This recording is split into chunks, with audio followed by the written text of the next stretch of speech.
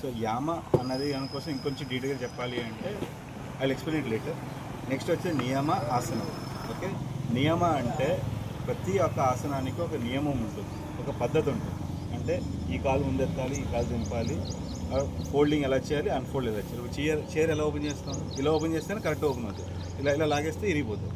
So దాన్ని నియమ అంటారు. నియమాల్లో చాలా రకాలు వస్తాయి. It's again depends on hour interpretation. Okay, అంటే ఇప్పుడు దానికి నియమ అంటే ఈ టైంలో చేయాలి, ఇంత టైంలో చేయాలి, ఇలా చేయాలి, ఆసన.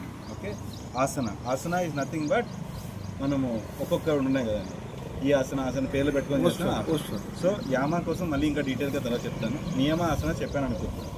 సో టు బి ఫ్రాంక్, యోగాసనం మనం ఏదైతే చేస్తున్నామో ఇదంతా కూడా just like washing the clothes. Yoga దేనికి అంటే మన యొక్క శరీరాన్ని వాష్ చేస్తాం. రోజు వచ్చి వాష్ చేసి దండి మీద ఆరేసి వెళ్ళిపోతున్నాం, మళ్ళీ రెండో రోజు వస్తాం వాష్ చేస్తాం, దండి మీద ఆరేసి వెళ్ళిపోతున్నాం. కానీ ఏం చేయాలి అంటే యోగాసన చేసిన తర్వాత ఆ ఒక్క బట్టలు వేసుకొని మనం కార్యక్రమాలు చేయాలి.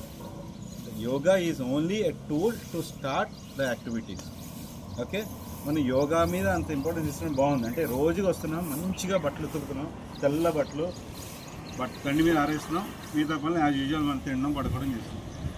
అదేనా సార్, నేను చెప్పాల్సిన పాయింట్ ఏంటంటే the Patanjali yoga Sutra what it is actually train to explain is, మనం స్టార్ట్ అవడానికి ఏదైనా మహత్ కార్యాలు కానీ ఏవైనా చేయాలి అనుకుంటే దానికి కారణం మనకి సపోర్ట్ చేయడానికి వచ్చేది yoga.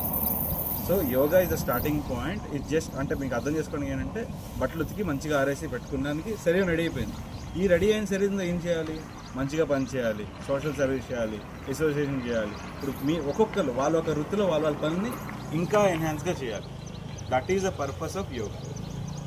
Okay, thank you for your